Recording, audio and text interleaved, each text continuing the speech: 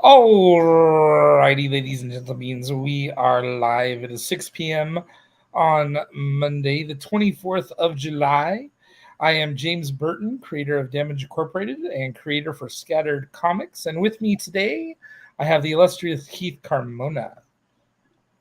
Hey, everybody. Keith is a writer. He's got several different projects under his name, all taken care of.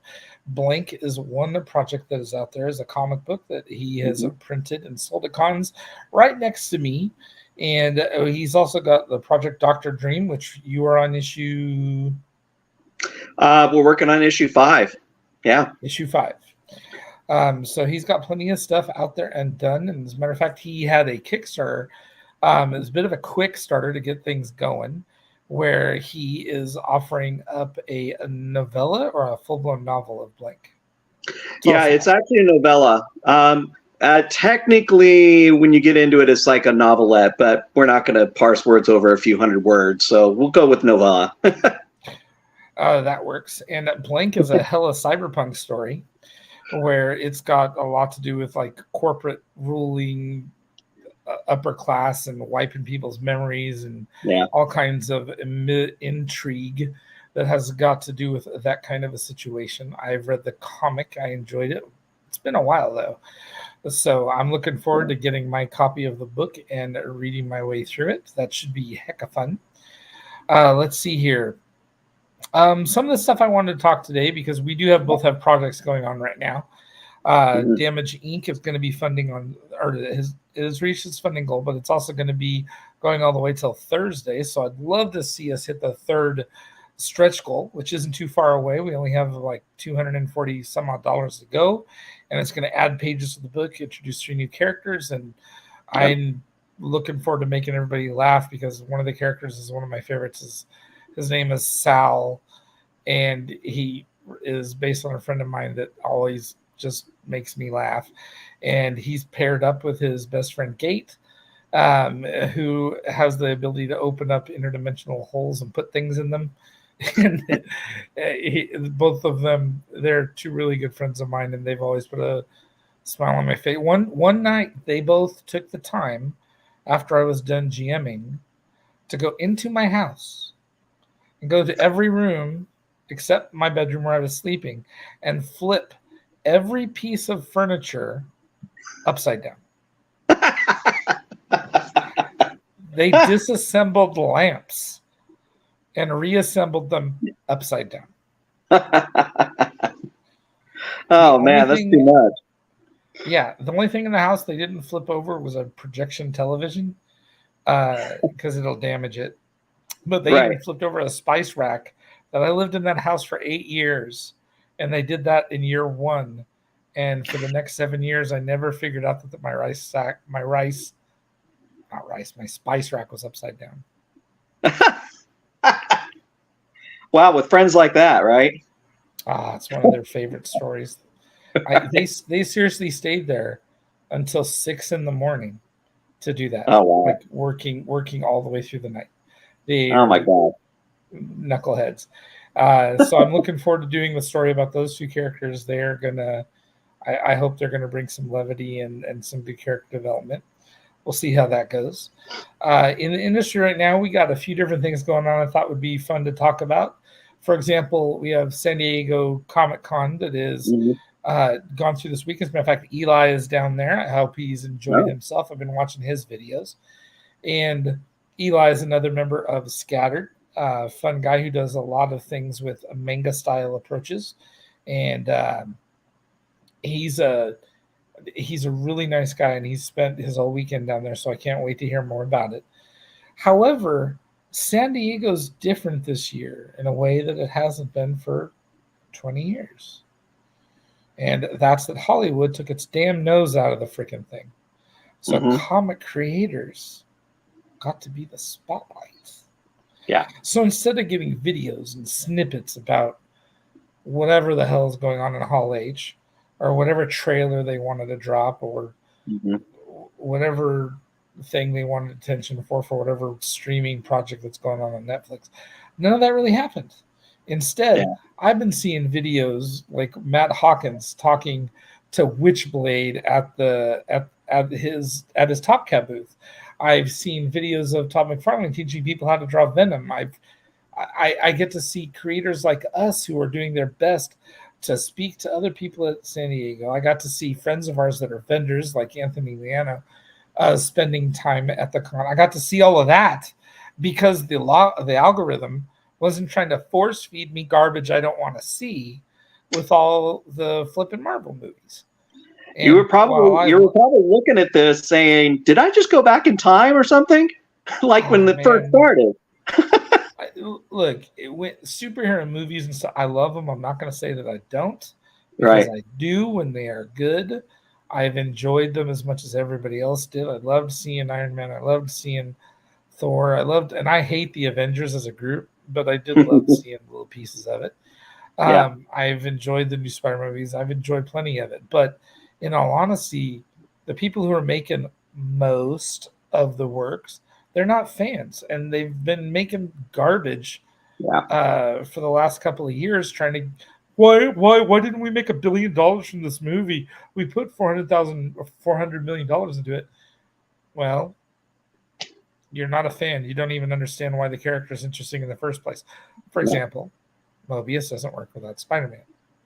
Venom barely works without Spider-Man. It can, but it really never was as good without him.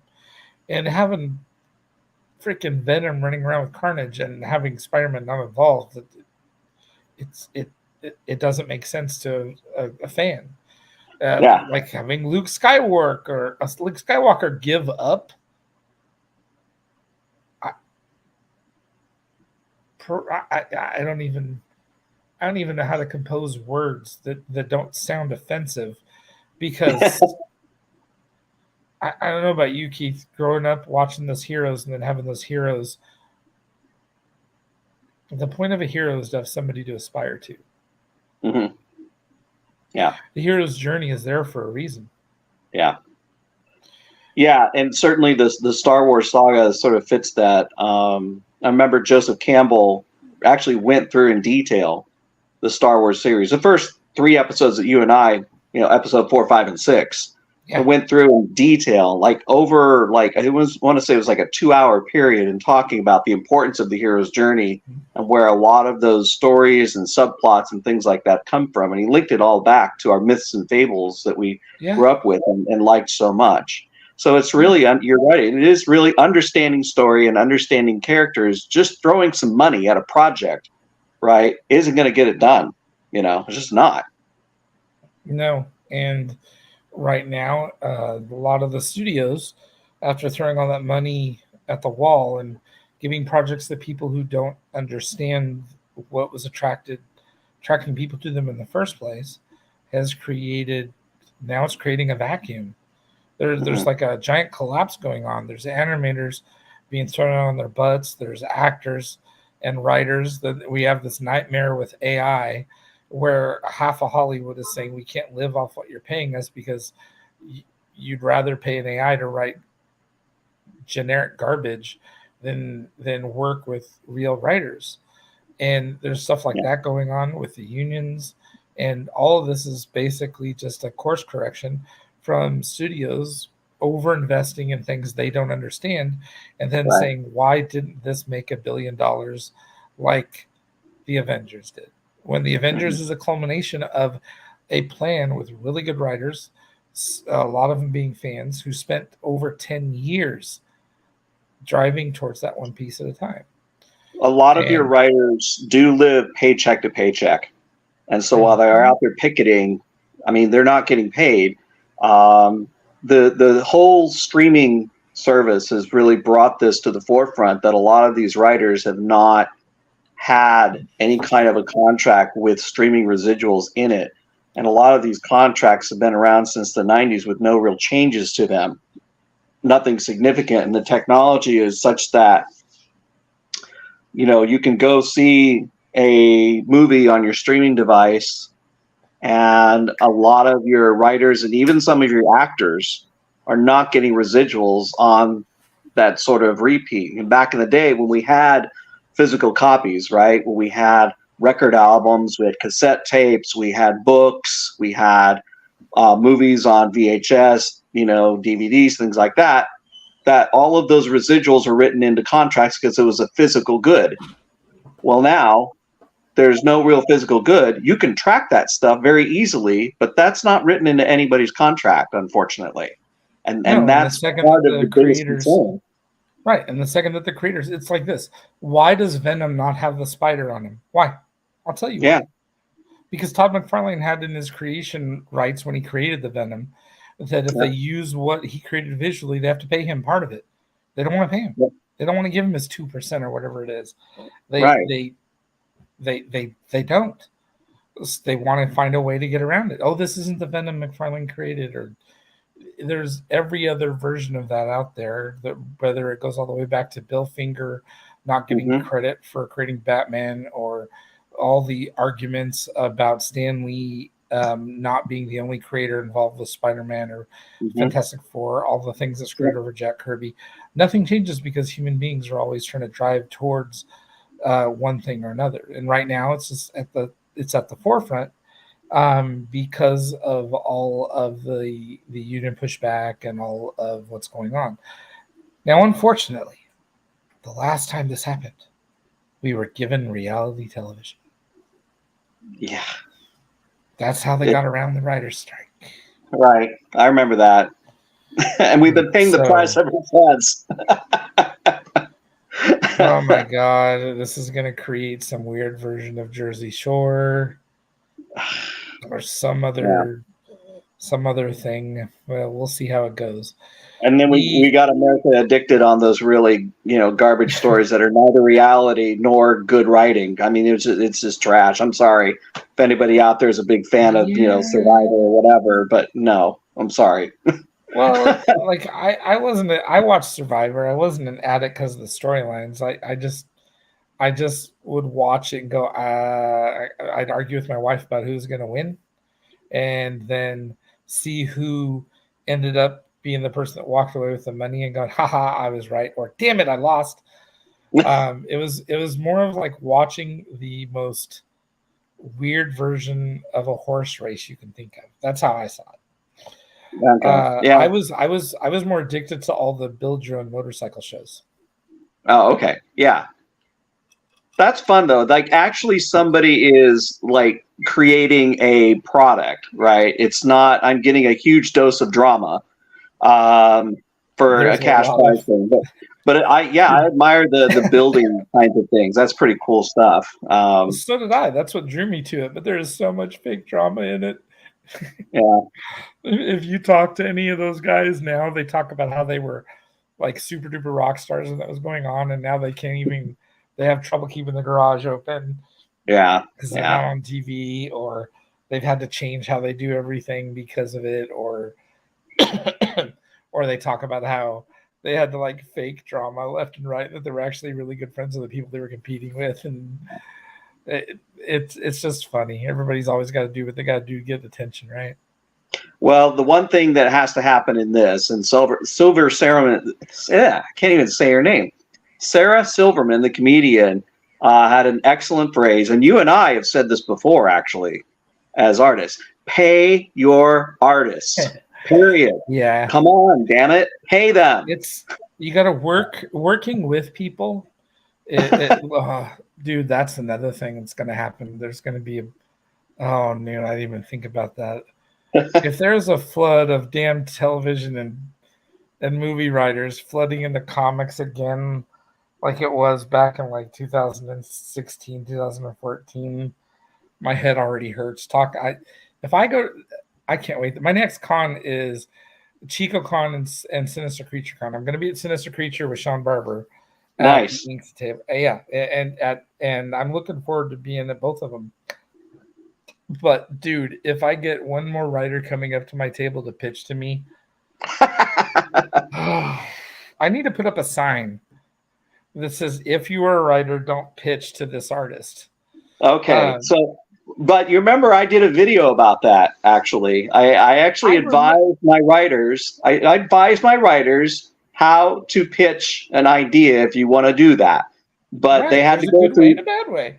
Yeah, there's a good way and a bad way. So if any of you out there are interested, it's on writing for comics. I think it's like the fourth or fifth video I have there.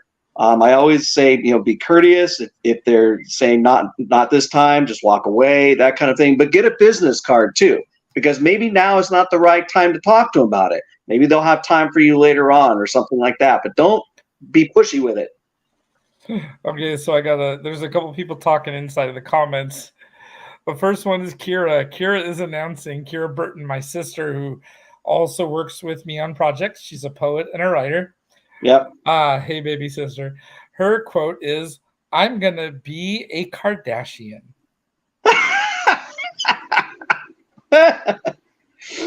I think that sounds like a good poem. Kardashian for a day. Kardashian for a day. That makes a certain amount of sense. I pissed off the dog. No, that's somebody coming home. I can't go in my garage again because when I went in my garage for the streaming last week, my computer overheated. It's literally 40 degrees hotter out there.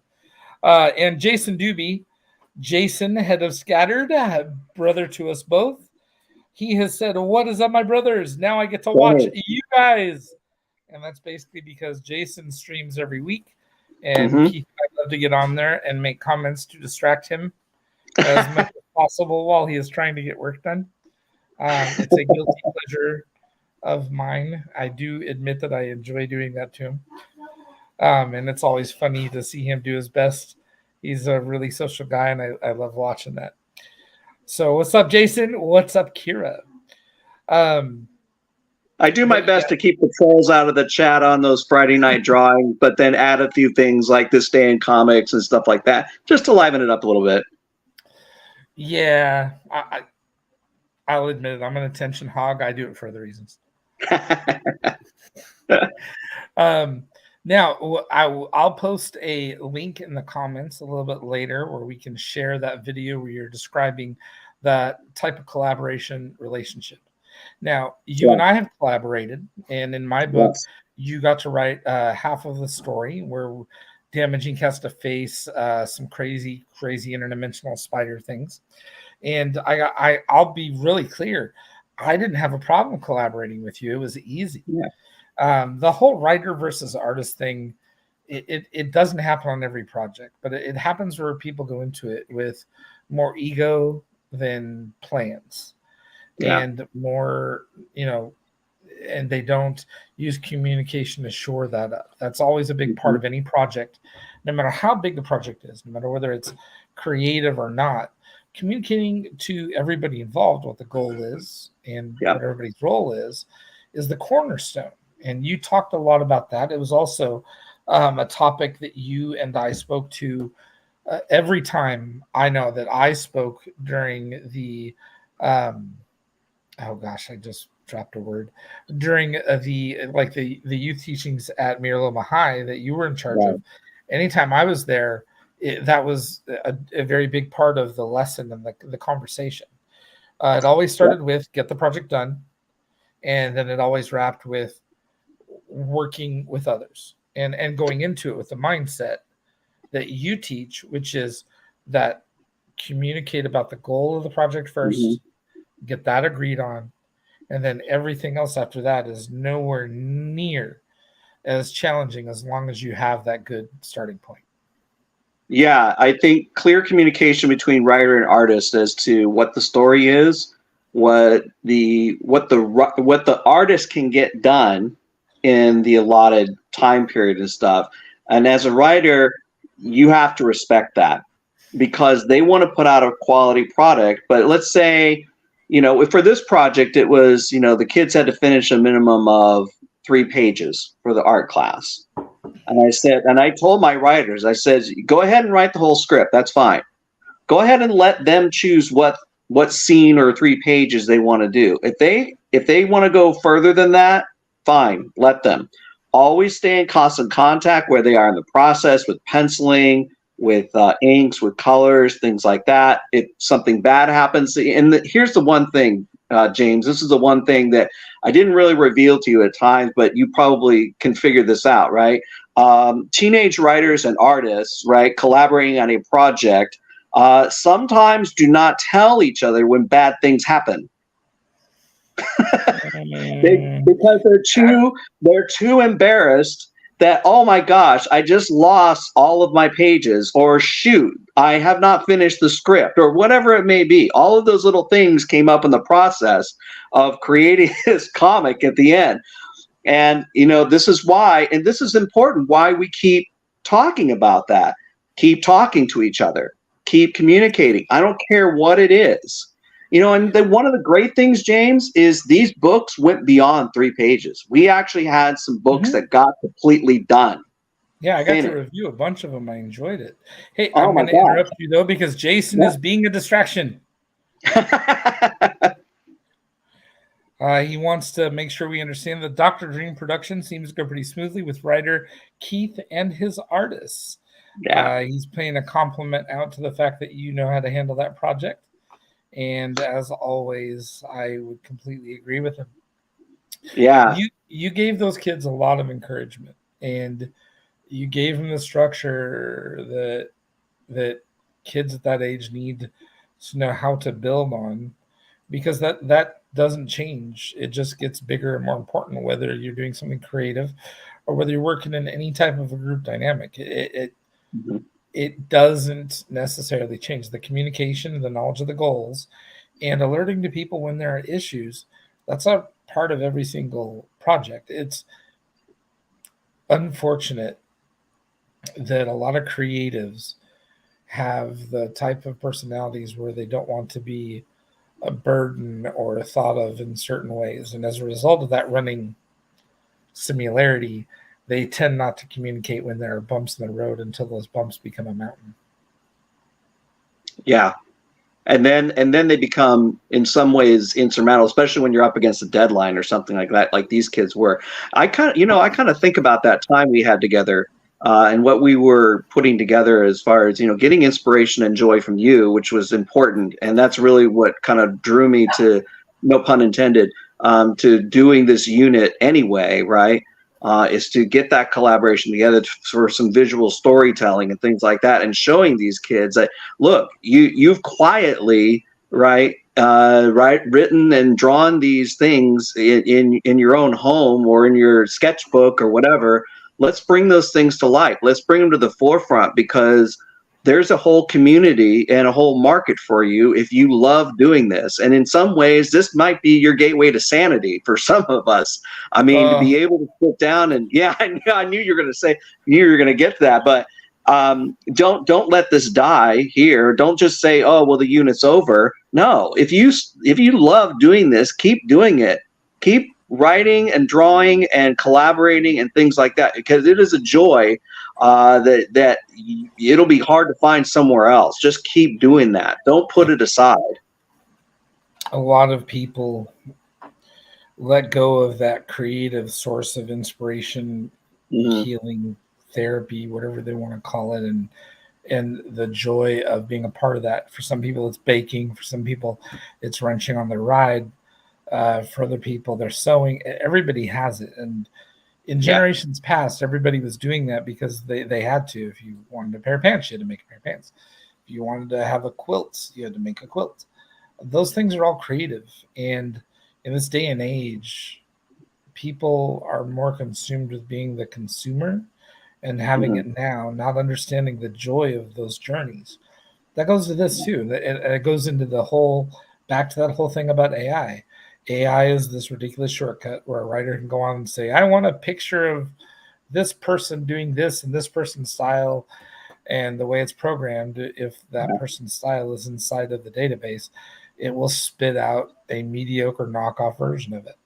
AI is going to get smarter.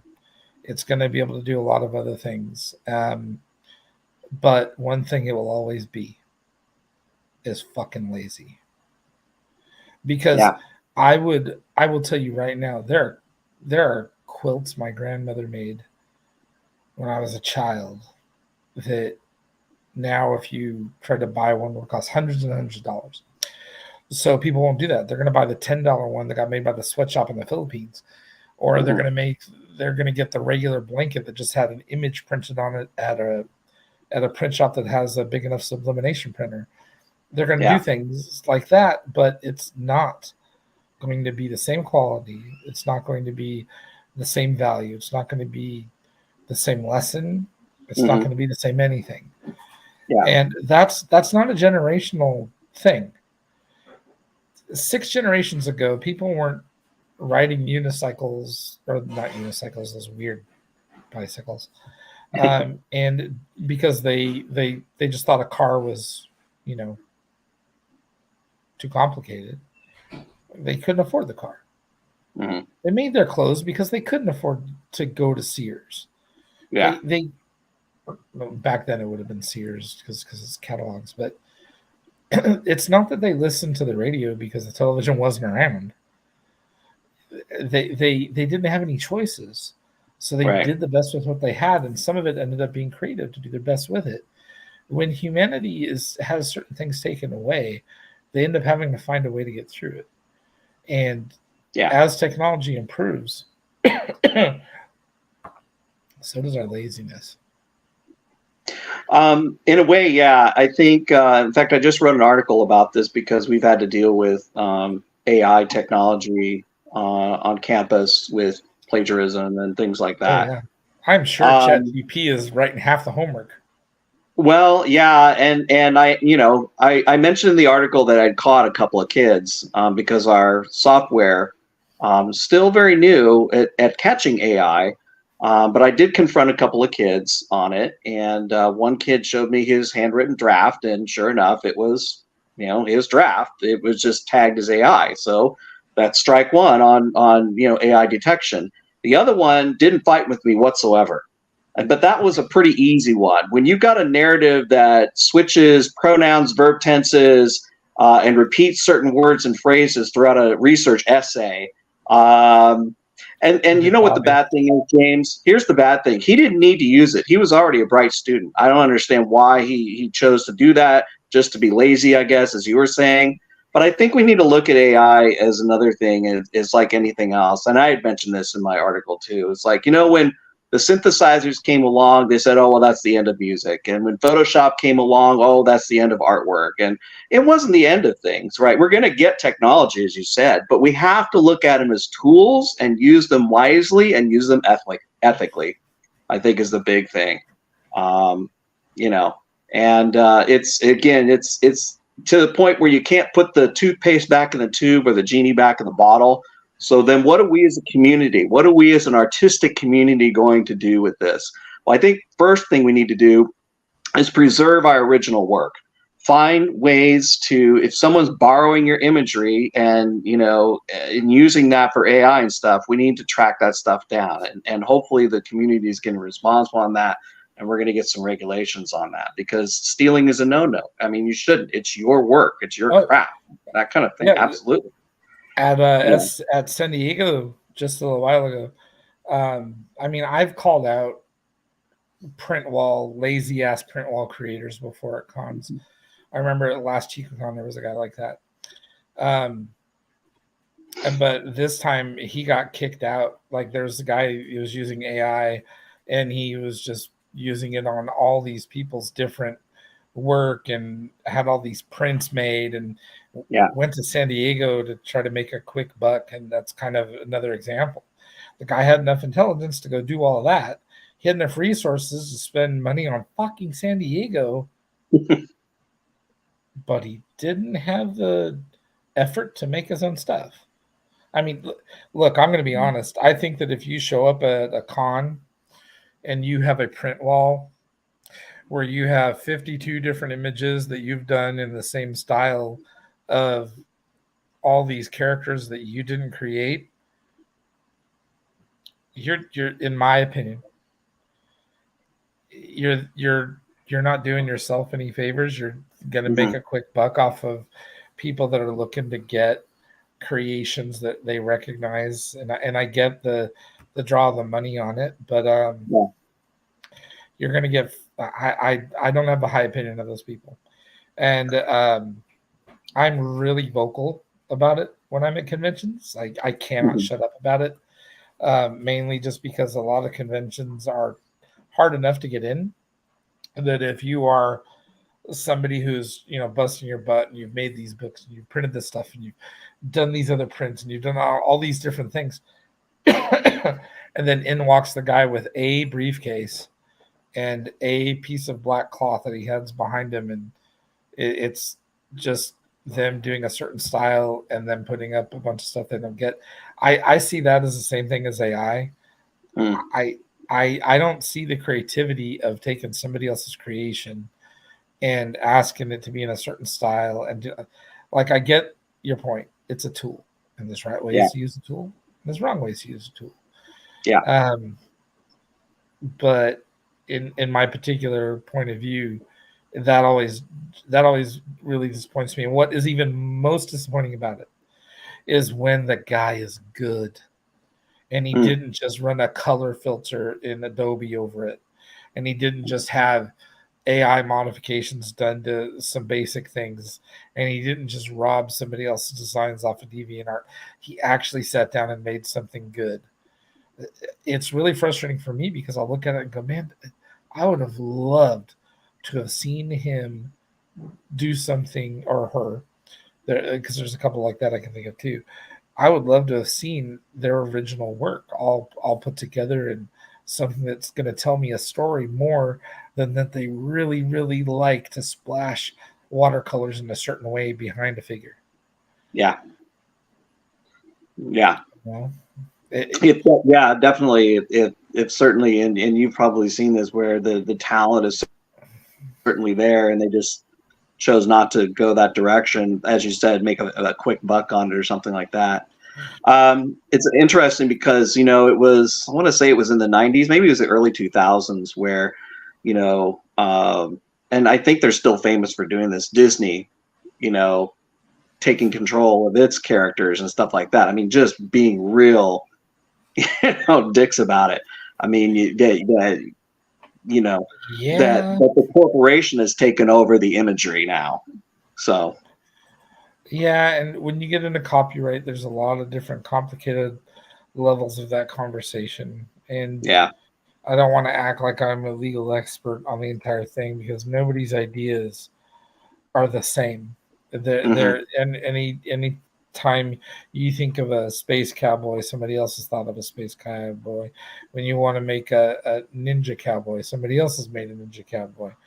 right. If you want to make a big gigantic mutant lizard, I guess Godzilla already exists. Doesn't really matter what it is. Somebody else has got that. The best thing that you can do is your best version of it.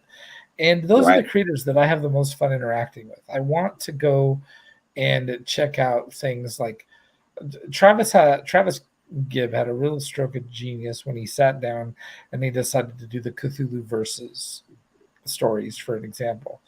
And it took a ton of work to get all the different artists on the same page so that we could all create something in a curated space. And the production of it is really good. I'm proud of the work I did. I know everybody else is. It's up for a Ringo Award, so I'll put a link in that, so everybody should go vote for it because it is amazing. It's also one of my Kickstarter awards, by the way. It took a lot of vision to create something beyond just look, it's Cthulhu versus a Space Marine. It was more than that. He had these different takes on it. He worked on it. He challenged creators to not all just do like the first one. Everybody's like, oh, we're doing Oz. Well, everybody was fighting over, the original characters, Dorothy, the lion, the Tin Man, and the Scarecrow. And the witch, everybody wanted to do one of those. And there was an argument about who got to do the flying monkeys. And I remember that one when I got asked to be on that project. I was like, well, what characters are left? And he's like, oh, James, I don't think there are any characters left. And so I started asking him, well, has anybody done the Return to Oz? And he's like, oh, no, nobody has. And so I grabbed the most obscure character I could. I used the chicken. Melina the chicken. Yeah. And I had fun with it. I created something unique. And that's what everything should be. Just like your stories are always unique. Dr. Dream is not the first person to go in somebody's dreams to help them. But your Right. take on it's unique. The colors are amazing in that book. It's a damn good project, and it deserves to have people paying attention to it. Well, thank Um, you. Yeah, I get that when I go to cons. I get a lot of people coming up to the table. Oh, well, this reminds me of so and so. And you know what the funny thing is usually their references I've never seen or heard of.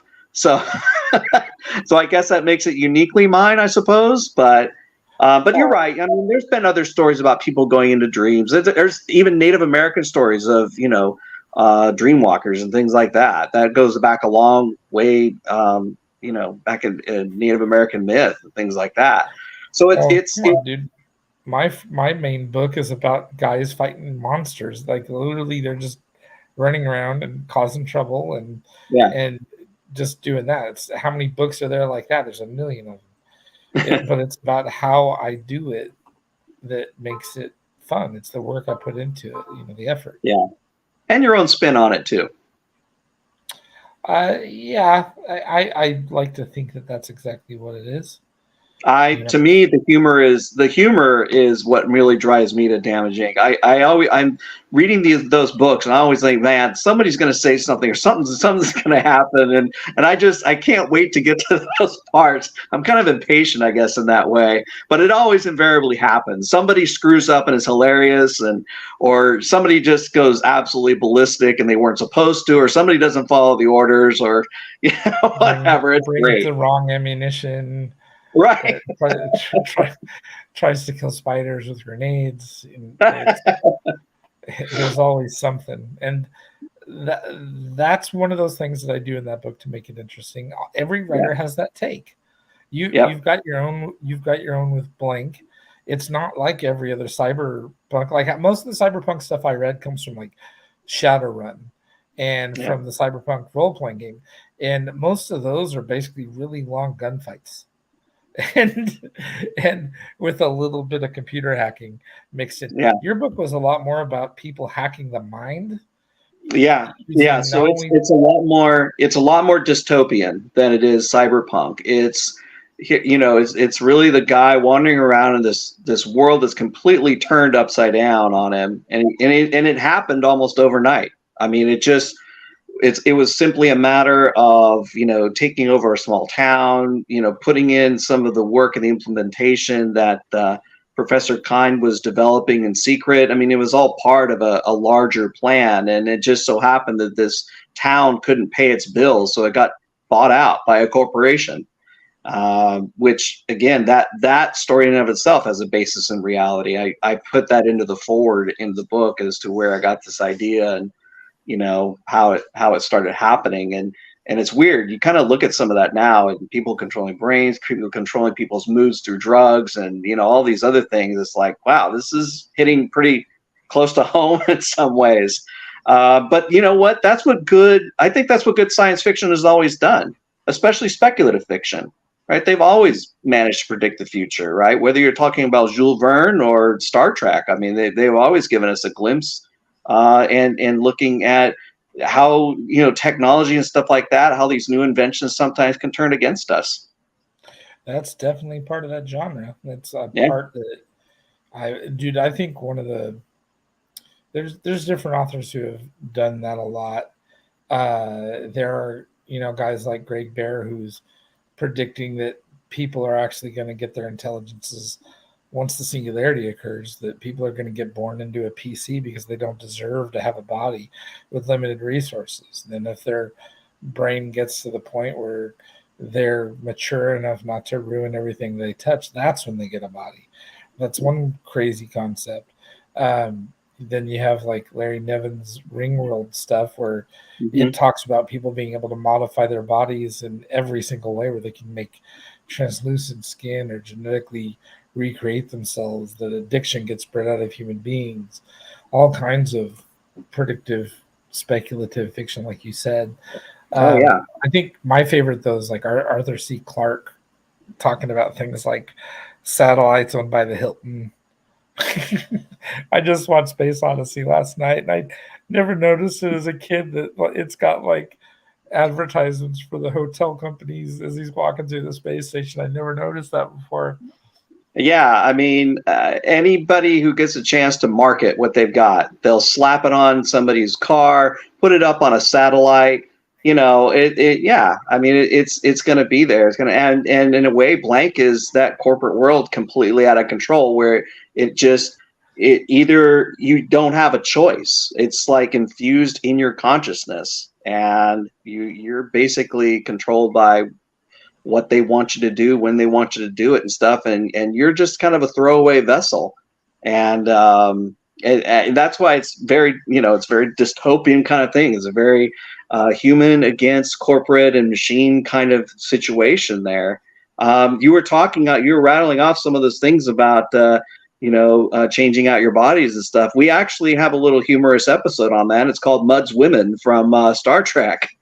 And Uhura says, "Wow, live forever? Hey, can I get one of those bodies?" And then all you got to do is scan through and take a look at a TED talk that was given back in 2020, 2006, where we'll be able to manufacture it, then implant all your memories and thoughts into your own artificial body. You'll never die.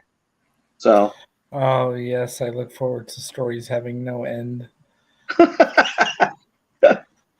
Oh, man. It's like really bad WWE TV programming over and over. And speaking of which, yeah, since we're talking about, we're taking a moment to talk about advertising. Hey, all right, there it is. So, Damage Inc., the latest issue, the first issue of Volume 2, is going to be wrapping up on Thursday. It's going to be wrapping up around 7 p.m. I'm going to have other creators talking with me.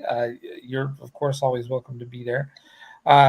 Hopefully, we'll get a chance to let Jeff come and talk about his story as well.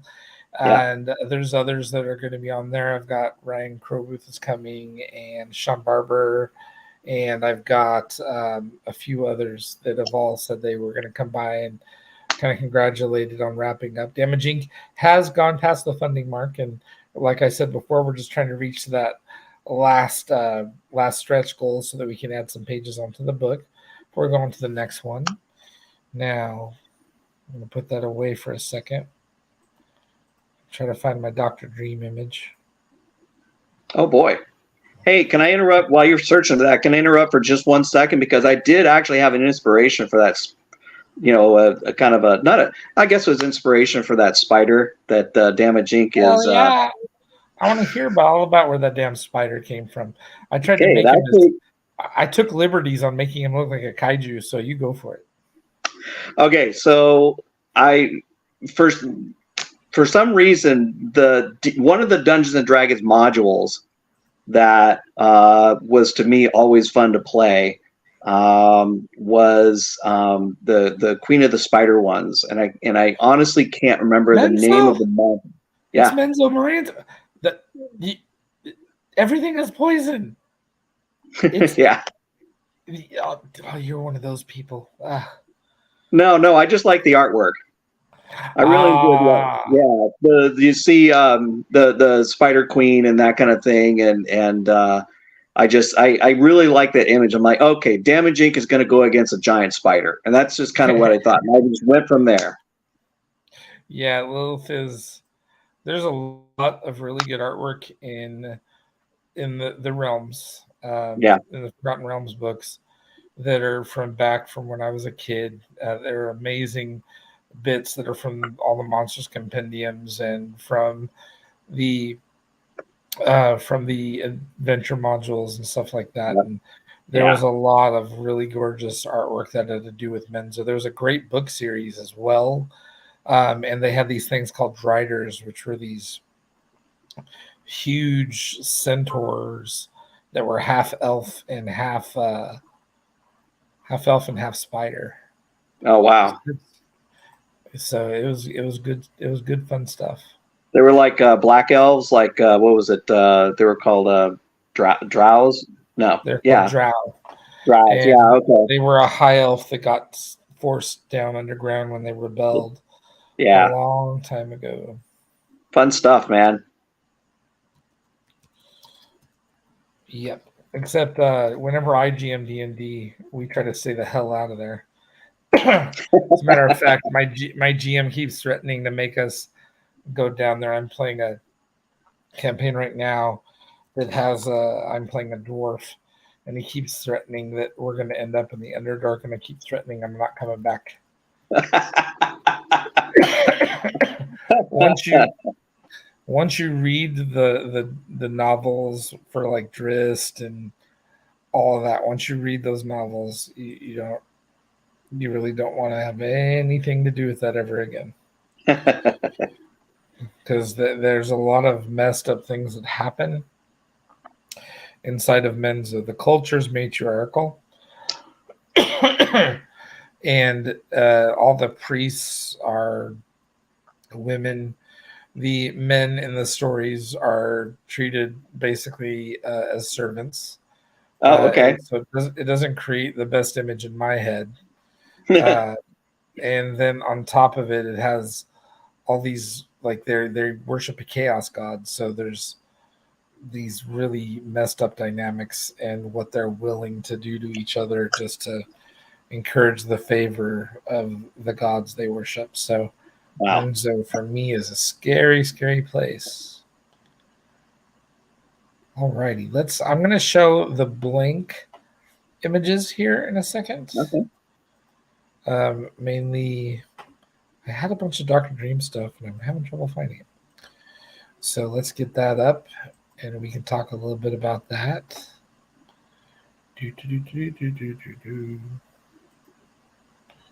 I'm not the fastest at this, and I will admit I'm not the fastest at this. Share screen, share screen. And here we go. Here is where blank is. There So it is. This is Keith's blank project over on Kickstarter. Right now, he's exceeded the base goal that he was looking for of 200. It's more of a quick starter format. And it, like, Keith, I'll let you describe what is inside of the book, and let's watch the video. Let's watch the video.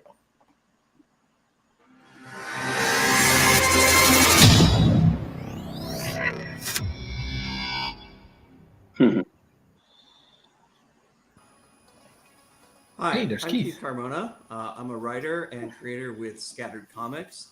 About 5 years ago, 2018, I published my first comic book, Blank, and I went, all up and down the state to several conventions in Chico and Orland and Stockton, Sacramento, and I would sell my comic books and tell the story about how this comic book was originally a novel. And so I would tell the story about how I was working on the novel, and one day the hard drive decided to go kaput on me, and it was beyond repair. So I would tell that story, and a lot of people who bought my books were kind of sad because they would like to purchase the novel as well. Well, 5 years later, the wait is over. The novel or novella actually is here, available on Kickstarter for the first time. And it's presented in two formats. The original novella, which is all the notes, the award-winning screenplay, the script that went into the comic book, kind of brought together to sort of create the whole story. The other version is an art edition. So it's going to include artwork by myself as well as a couple sketches by fellow scatter creators Noel Serrato and Jason Dewey. So because it's making its debut and a lot of you have waited for this, we are discounting the novella and the art edition. And also along with that, if you're completely new to the series and the story itself, we are also putting up the comics available for a limited time. We're going to give one last chance to actually purchase the comics. And so those will be part of some packages and bundles that will be available to you as well.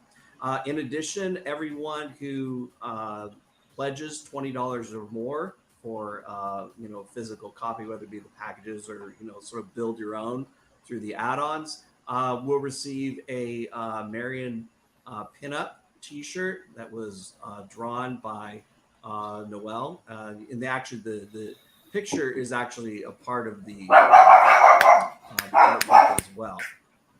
So those are limited as well. So make sure you make your pledge, and we'll make sure we get your books and the shirts and in your hands. The campaign runs from July to August. So this would be a kind of a nice way for those of you who have been waiting for the novella to come out to actually get it in your hands now. So that way you can see the whole story. And of course, then choosing which version you want. In fact, you don't have to make too tough a choice because we're discounting them. Why not get both, right? Why not get the novella as well as the art book as well?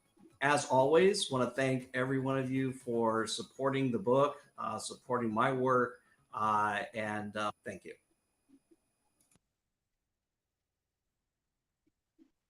There we go.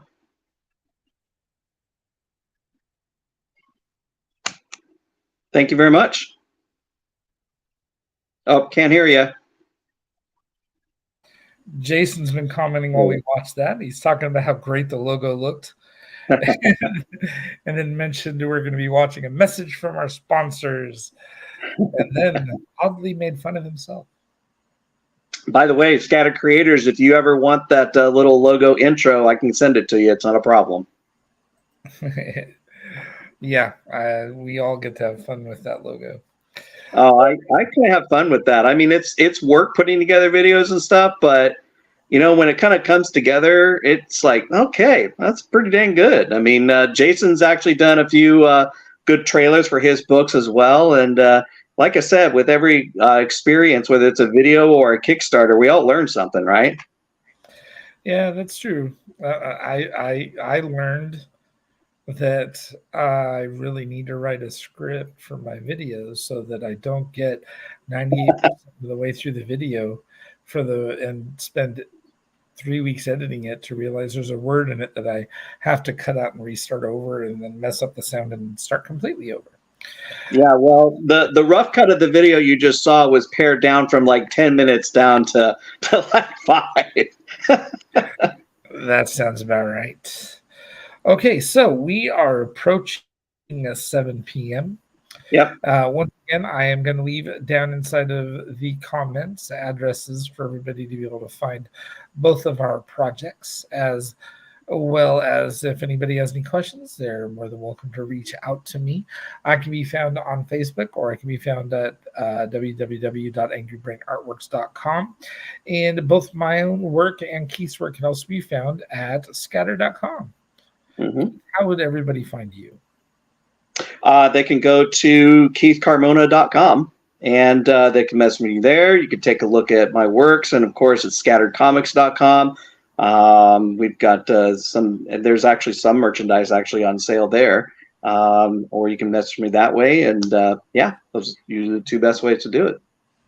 All right. And as for this week, Damage Inc. will be on Kickstarter, like I said, until Thursday. I would love everybody to take a look at it and see what works for them, back it, and more importantly than backing it, sharing it to everybody who's got a sense of humor and loves a gunfight as well as a good mom joke. Yep. So my campaign wraps up around the same time. So check out Blank Redux on Kickstarter, and then head on over and check out James's work. It was a pleasure writing part of that book. It was very enjoyable, and hopefully we'll be able to collaborate again. It was so much fun. I really enjoyed doing that. So yeah, check both those campaigns out. I am definitely going to go back and take a look at the Blank again and bask in the glory of which will be the story I get to read. Yeah. Alrighty, Keith, thank you for coming on and helping me today. I appreciate it. Everybody else, I hope you guys have a wonderful day, and we'll talk later. Jason, thank you so much for pointing out that I was on mute. I do appreciate that, as well as thank you for letting us know it was a great show. You guys all have a good night, and hopefully I'll see you on Kickstarter. Okay. Good night.